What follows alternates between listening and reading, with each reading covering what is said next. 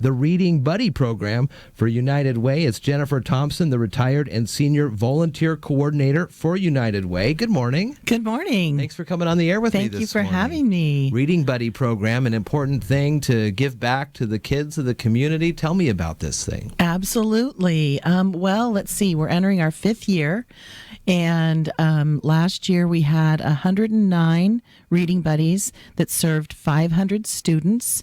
And I recruit for elementary schools in Lewis, Mason, and Thurston counties. Wow. Yeah, this program got started as a result of the Great Recession. Mm-hmm. United Way launched a nationwide initiative to recruit 1 million reading buddies, mentors, and tutors to support our teachers and our students who are struggling to read at grade level. So I launched a marketing campaign, and we got started with a few local schools that we knew were in need of community support, and it's been great. One note here I see on the United Way's website, it says, when students are not reading at grade level by the 3rd grade, they're 4 times more likely not to graduate on time or at all. That's right. Is an amazing statistic. It is. 3rd grade. 3rd grade. Leading to all those things down the road. Yes. And, I had an opportunity to speak at the Harstein Island Community Club, and the sheriff, Salisbury, was in the audience, and, he's a former principal. And he said, I really don't want us to glaze over this Reading Buddy program because, now he's on the other side. Sure. He sees what happened when kids don't graduate on time. I didn't even think about that. I'm sure he does. Yeah, and, kids are born learning. We had an opportunity to have a neuroscientist come in and speak at a fundraiser she was from University of Washington. And when kids are born into enriching homes that understand that they are their child's first teacher, that they are the ones that need to prepare their kids for kindergarten, and they're born into an enriching environment that's full of books and songs and sharing language, those kids start kindergarten with about 20,000 words in their language bank. Now, when kids are born into at-risk environments, maybe their household is in crisis, there's a lot of stress in the home, maybe they don't even have books in the home, and those kids start out with about 3,000 words in their language bank. Wow. So, the disparity is huge, and they can almost identify the achievement gap as early as 18 to 22 months. So kids start out kindergarten, already kind of behind. Mm-hmm. And then, those kids have a higher absenteeism rates, so they're missing that day of curriculum that they need to get through.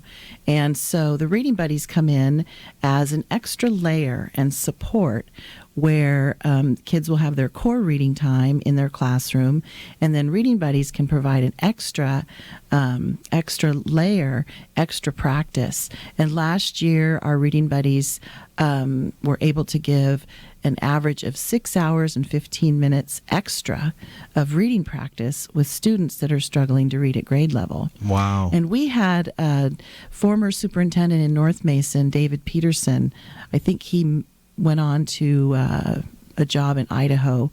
But when I was working with him, he said a reading buddy could very well be the most stable adult in that child's life. We've got a lot of families that are having a lot of issues. Yeah. And this is a person that comes in for about an hour a week with a student or a small group of students. They're that person that comes in, that cares about them, that's their cheerleader and their champion. And those little kids just can't wait for their reading buddy to come.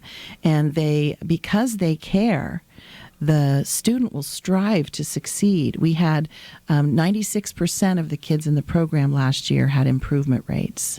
So, it's proven to be a solid support for our schools, and it's not a huge commitment. You said an hour a week can do benefits. Absolutely.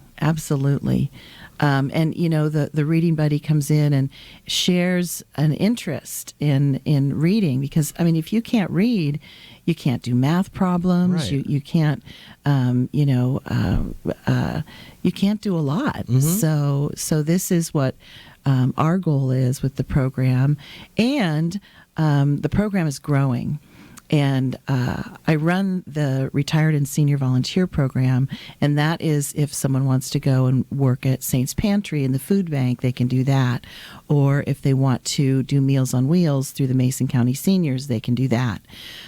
So the Reading Buddy program is separate from that. And really, it's just about signing up at one of our orientations, which we've got a few more that we're planning on here in Mason County and in North Mason County. But we're also looking for volunteers that can help us with the program, because, like I said, the program is growing.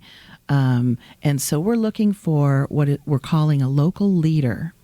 And a local leader is someone in Shelton and North Mason that are very well connected. Maybe they belong to a large church congregation, or they're part of Kiwanis and Rotary, and they've got their hands in a lot of things in a community. And if they can help us make connections where we can recruit more folks, then we're going to be able to have a solid team at Bordeaux Elementary. We've got a local leader out in the Pioneer Primary School, Pamela Harrell. She's going crazy out there, recruiting like crazy. They've got 10 reading buddies and more coming into that school. Oh, that's great. We've got a small team at Bordeaux, and even smaller teams up in North Mason. So if anybody out there listening wants to help us make connections to build our volunteer base, call me. Yeah. Well, what's the number? 360-943-2773, extension 121. And what are they reading? Are they reading to kids? Are they reading with kids? Or are they helping kids comprehend what they're reading? Well, it depends on the grade, and it depends on the reading session. If kids are having a tough day, then maybe the reading buddy is reading to them that day. Okay. But they come to the session with a book, and the students are the ones who are doing the reading for the most part. Sometimes they trade off reading, depending, and just helping those kids figure out the tricky words, stopping and asking them questions about the book so that they know that the child is comprehending what they're reading. So, there's 5 steps to literacy, and each one needs to be mastered by grade so that they can then build upon the next. And, when kids hit 4th grade, they're no longer learning to read, and they need to be reading to learn. Yeah. And that's when they start to struggle. Oh, wow. And that's when they start to, feel that difference, that they're not successful. So the reading buddy gets to be a cheerleader and a champion, and just, give the kid high fives. And even if they struggled, just didn't get anything right during that session, they can still say, you should be so proud of yourself. Look at how hard you worked. Yeah, being there and putting forth the effort. Absolutely. Oh my gosh. What are some upcoming orientation times and dates that people can mark down on their calendars? Well, today at 10 a.m., I happen to be at the United Way office in Shelton at 724 West Railroad. And we've got an orientation there. We go through sort of, the born learning piece, so people understand how kids are behind. And then, we talk about school culture.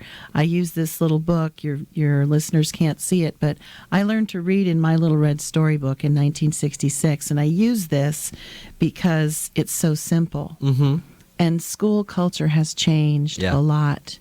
We've got we've mainstreamed high needs kids, and that has put more demands on our school system and our teachers. We've got a lot of English language learners in our schools today, more pressures.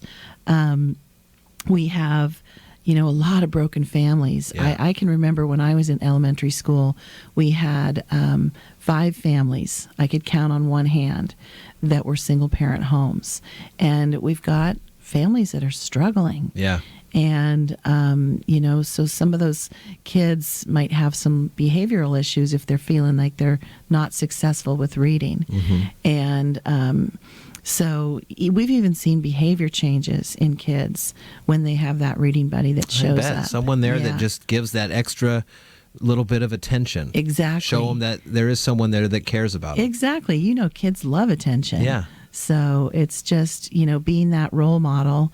And the thing is that it's not necessarily like being a big brother or a big sister where it's a year-long commitment. You get really involved in their family life. This is kind of a low barrier, real simple way to make a huge difference in a child's life. So it's... Yeah. If you're thinking of testing the waters of volunteerism...